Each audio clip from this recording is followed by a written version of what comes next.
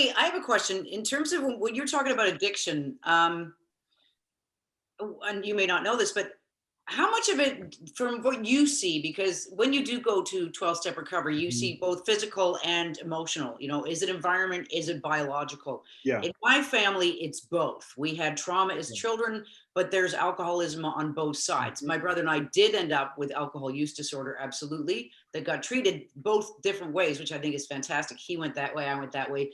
We laugh about it because his works for him, it doesn't work for me. He couldn't imagine Yeah. mine, but we're the perfect crossover. But once in a while, we'll talk about it and say, where do you think we got this from? Do we get this from mom's side? Oh, Uncle Tom was a drunk. Yeah, but also so was dad's sisters. And so, in your knowledge, and maybe it's a little bit of both, but is it biological or is it environmental in terms of people that end up with alcohol use disorder? Or can you not tell? Is that just an answer that we don't have? Well, there is a lot of research suggesting that there is a large genetic component, and the research would suggest that might be the majority of the cause of alcohol use disorder. Um, that and also it's modeled in your families, and it's really interesting. Things that you would think would be, nurture, like seeing your parents drink to excess or your grandparents, uncles and aunts. That would seem in the bucket of nurture, but there's this concept, something called epigenetics, that I don't really even fully understand. I don't expect you to, but it really is something that falls more on the nature side than we previously thought. Mm. So with a lot of genetic basis for psychiatric disorders, bipolar disorder, for example, schizophrenia, there's this threshold effect.